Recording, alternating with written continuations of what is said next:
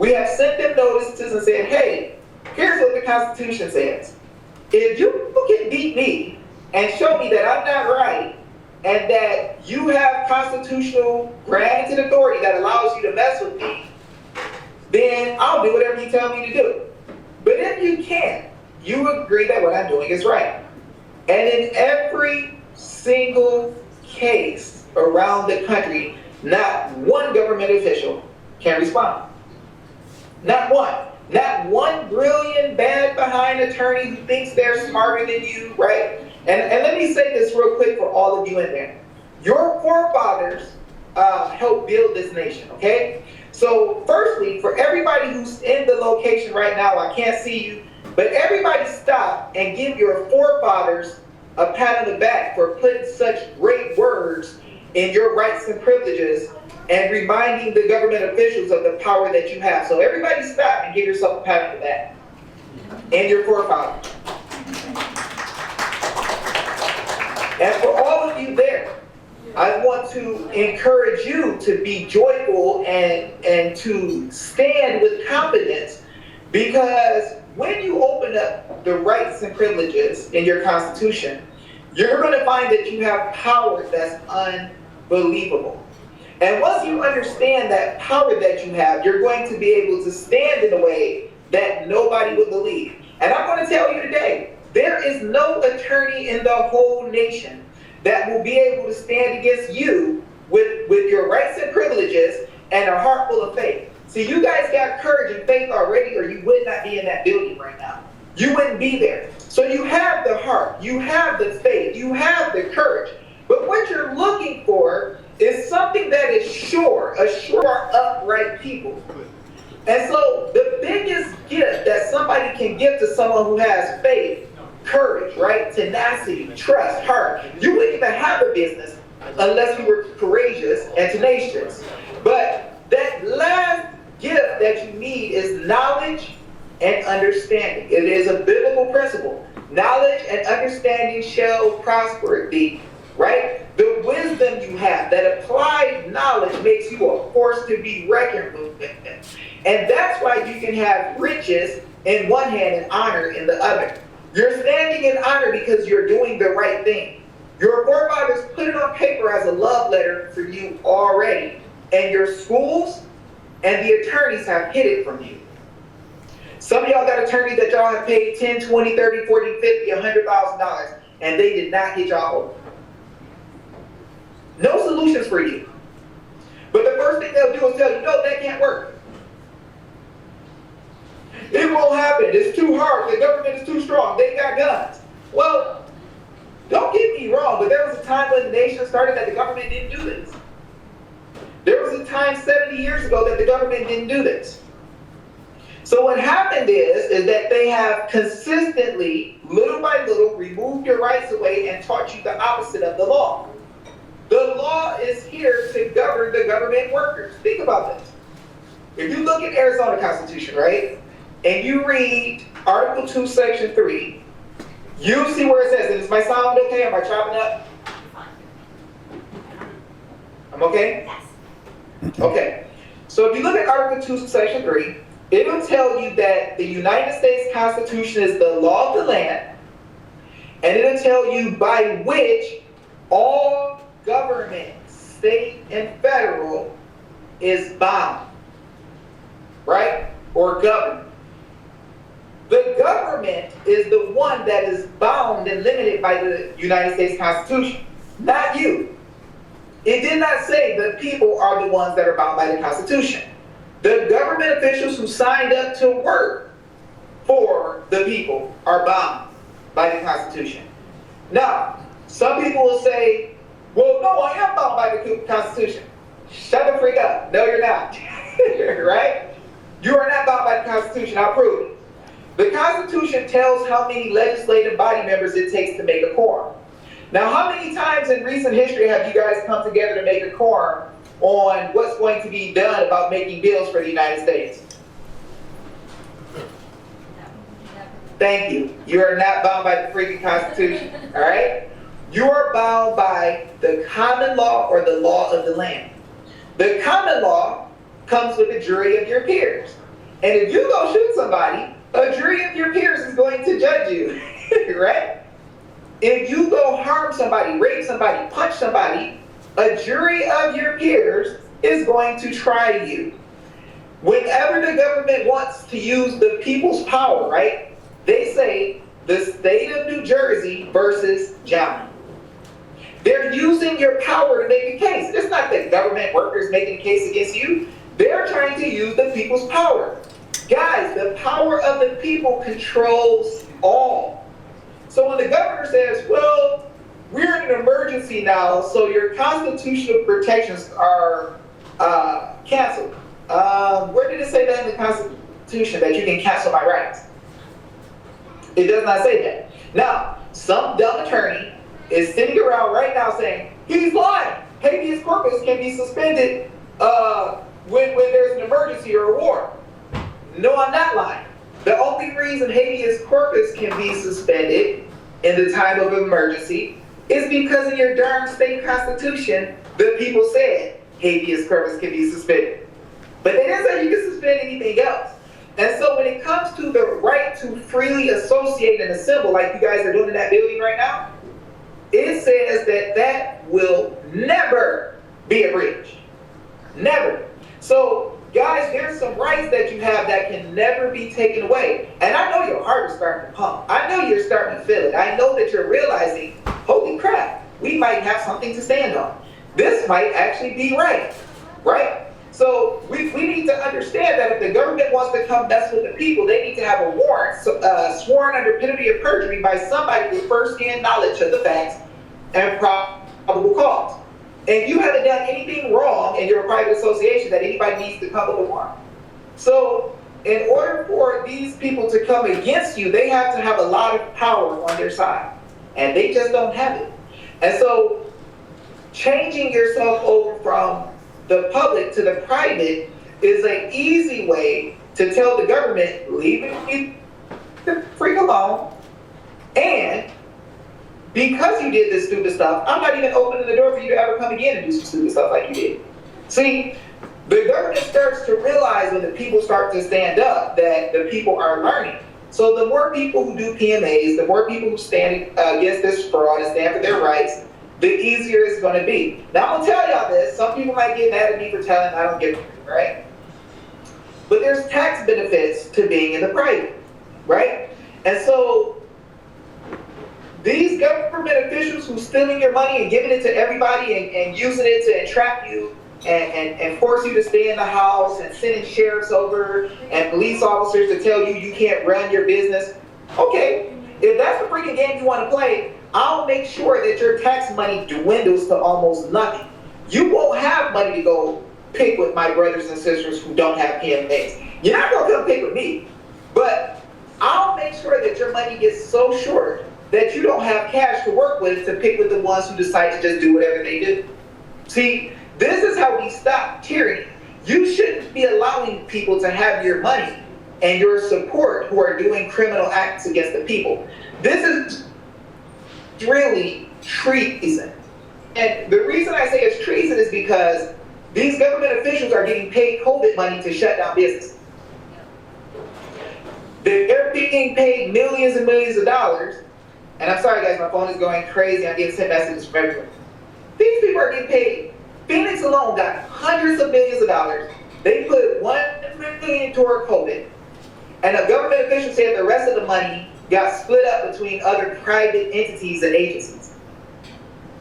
They stole hundreds of millions of dollars. Then Donald Trump just showed y'all, they tried to do it again.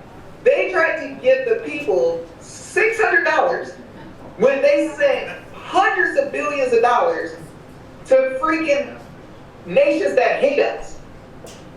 They're taking your future kids' money and giving it to other places that are just going to give them a kickback through secret private trust. And you'll never know. Now, this should make you guys think when people start saying, how did the congressmen become billionaires when they only make $250,000 a year? Welcome to the world of kickbacks. So guys, you have a right. If you look at the case NAACP versus Alabama in 1958, you'll find that the government, the Supreme Court, a group of black people, y'all, in the middle of Alabama in 1958, y'all know how it was. It literally said that they have the right to carry out or pursue their private, lawful interests privately. That means without government help. Lawful private interests, notice they didn't say legal private interests. Lawful private interests. Why would they say lawful private interests? The reason they say lawful is because the government makes legal codes and statutes. The people make what's called the law of the land or common law. So when the people put in their state constitutions that you can't interfere with their right to worship, you can't interfere with their right to free elections, you can't interfere with their right to be able to assemble together, you can't interfere with their right to be left alone or have privacy, you can't interfere with any of these things. Every court case must have a trial by jury. When they put that there, that is the fundamental law of the land and the common law. The legislature don't make common law. The judges don't make common law. Stop listening to these lying attorneys who tell you common law is judge-made law. That's not what the freak it is. Because judges don't make law out of thin air. The only thing a judge is doing is telling if something is constitutional or not. So how would they find out if something is constitutional or not? The way they find out if something is constitutional or not is by looking at what your forefathers put in the Constitution, which is the common law. So when you look at, am I allowed to do this? In the common law, the people have the right and power to do anything that is lawful, right? So you can't just come in and prohibit them from doing certain things. In the legal statutes, you'll see they will prohibit you of things. They'll say, you can't travel in the left lane after 5 o'clock. You can't do this. Now, you didn't do anything unlawful, but the legal statute said, you can't, you can't, you can't, you can't. Or a person can't. But as one of the people, you will see where in your state constitution, the same things that your state statutes will say a person cannot do, your state constitution will say the people have the right to do this. So we have to understand our rights. We have to understand our status and standing. We need to understand, am I a person or am I one of the people? Now, a person is what's called an ens legis. And I'm sorry for going too deep, but I got to tell y'all this. A person is what's called an ens legis, or a legal entity. When the government created your business with you, they wrote down on a piece of paper that there shall be a such thing called Johnny's LLC. That's a person, a legal entity, right? One of the people has a physical body. A business is a fictitious entity on a piece of paper. They don't give the people rights. The people are born with rights from God. This is why your state constitution tells you that the people are free and independent, or free and equal. A person, however, has rights given to it by the state. I'm going to give you an example. When you look at the people have a right to sue or go after anybody who might harm you or cheat you. But why does the state constitution have to say, the state statutes have to say that a company shall have the right to sue and be sued, or a person, being a company, shall have the right to sue and be sued? So you're telling me you have to give this legal entity the permission to sue and be sued? That's something totally different than you as one of the people. And so what we have decided to do and how we have decided to fight is to look at our standing and our status as the people, because in our state constitutions, it tells us that the people have guaranteed rights. And your rights that are in your state constitution are actually more abundant and more powerful fundamental liberty interests than you even have in the United States Constitution. Attorneys won't tell you this, They'll tell you, look at the United States Constitution, it protects you, it does this, it does that. But go into the 14th Amendment of the United States Constitution and tell me where it mentions the bills of rights that you have. It's not there. But if you go in your state constitution, you see a Bill of Rights full of so many powerful things that you can do. They can't take life, liberty, and property from you without due process of law. That due process of law that it's speaking about is there before they even created statutes. So there was no statutes created yet, and they already were talking about law. What law are they talking about? The common law. This is why it says that if they're going to take something from you, it has to be by the law of the land or a jury of your peers. Right? So, guys, they have been ripping you guys off and doing a lot of bad stuff without right. They have been harming you. They have been harassing you. They have been stealing your money, your property, your chance to be able to make a living. And guys, I'm just here to tell you that with private associations, which the bar members are private associations, the Boy Scouts is a private association, your HOAs are a private association. And what you will find is that outside entities, federal or state, are not interfering with these entities, right? They don't have the power to just come in and make them do what they want them to do, right? It's only a very small amount of activity that can cause for them to have jurisdiction or power over you. And it is the same jurisdiction that one of the people exercising their rights would have.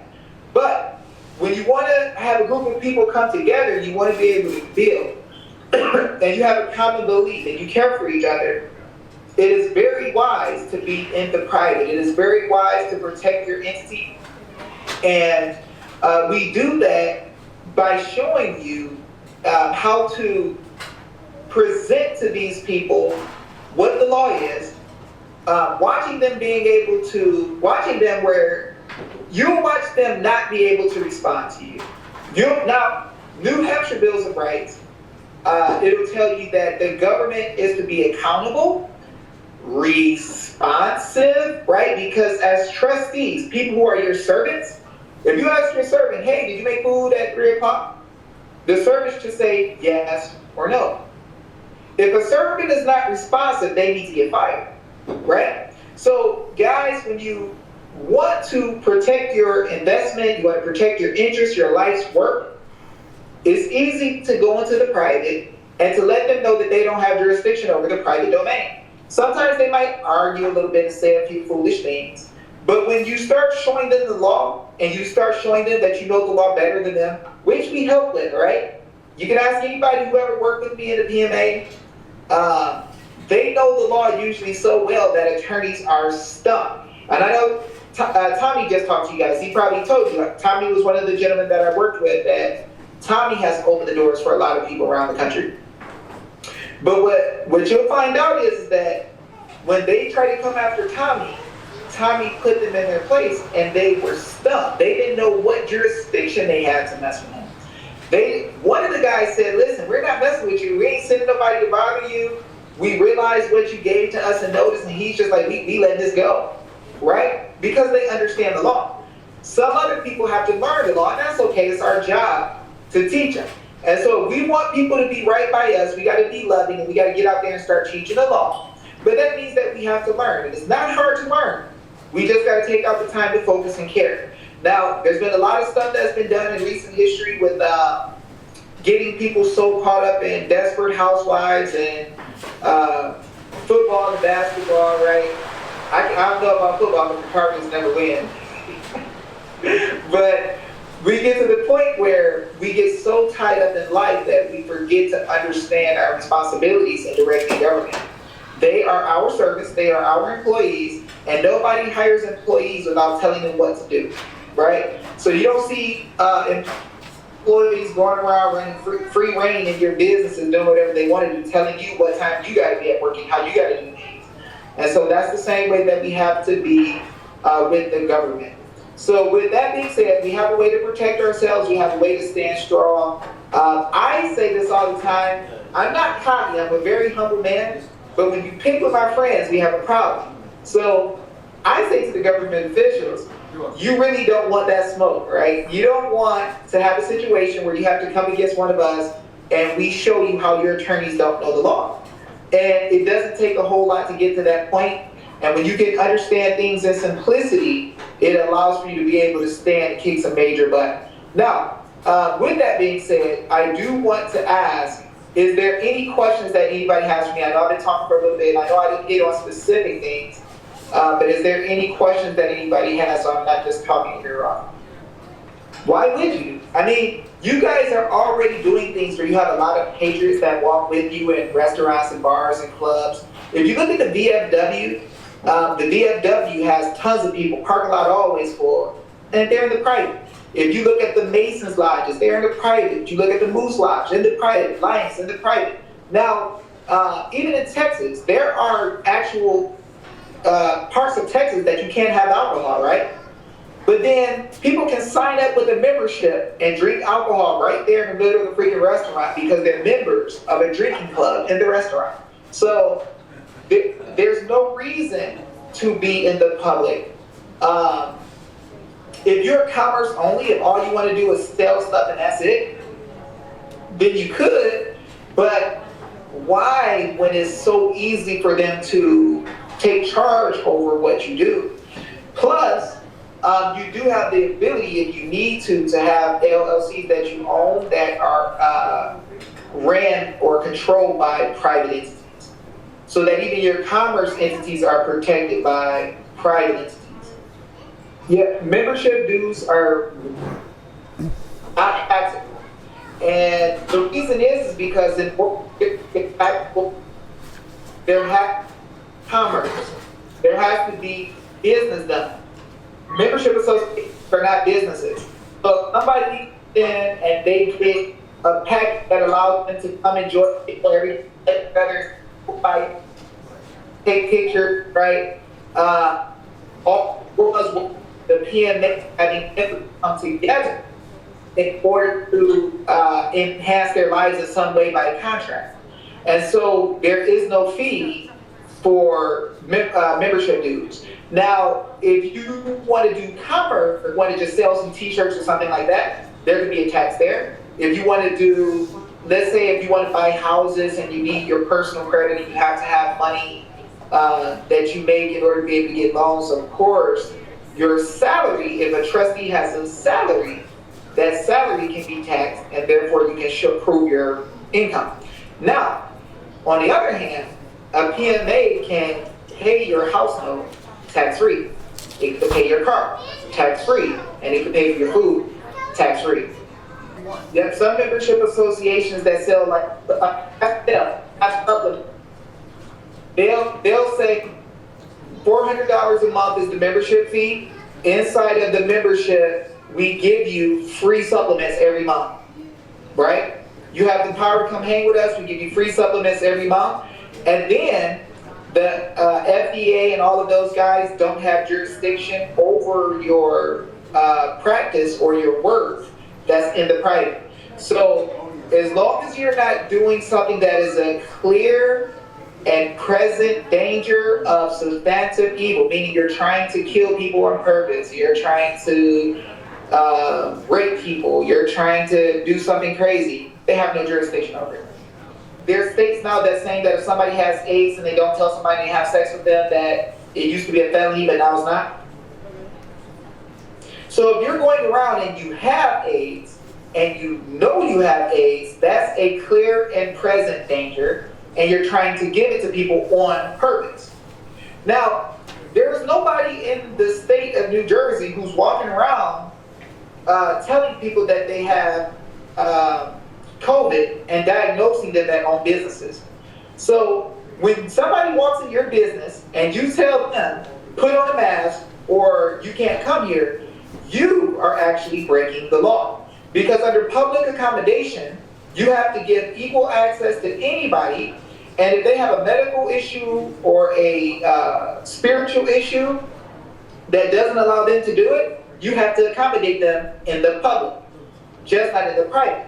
So in the private, we don't freaking wear masks unless we freaking want to. I don't do it, right? So people would have you think that not wearing the mask is somehow breaking the law. They don't have the power to force you to wear a mask. They can't do that. I'm sorry, guys. People are sending me 1,000 messages from all over the place. But they don't have the power to wear a mask. In the restrictions to tell you you have to wear some type of public health prevention device. A mask is what they're saying they're using to help public health. In the public domain, you're in the public. In the private domain, you're in the private. They don't get to mandate you in the private. Well, let me tell you something. So there's a little dirty trick that the attorneys and the government officials played on churches. The same thing they did to the LLCs, the S corps, and C corps. They got you to sign up for a corporate license. And when you did that, what happened was in the statutes, away from the contract that you signed with them, it tells you the terms of the contract. And inside the statutes, it says that if they tell you at any time, pretty much, that you have to do a certain thing, that they can change the terms of your agreement at will, right? Now, with the churches, what's happened with them is that most of them have become 501c3. And because they become 501c3, the government got the power to control them. Now, they were already tax-free. They didn't have any tax liability, but the government and the attorneys tricked them and said, you can be tax-free and have no tax liability if you just become a 501c3. And they fell for it. So then they said, well, if you're a 501c3, you cannot tell who you want to pick as a political party. You cannot speak against public figures inside of the church. So then they got control over your ability to be in the private. And they tricked you over a tax issue that didn't even exist. So most churches are scared because they know if they go against the government, they got to go pay 7 years back taxes. Dirty attorney trick. Thank you for being there for us. So thank you guys. I'm so happy to be here. Guys, you are powerful. Remember that you have the ability and the power to stand and nobody can take it away from you. Don't be scared, don't doubt, have heart, have courage, and study like there's no tomorrow. And I promise you, you're going to kick butt. It'll be good. Thank you, David.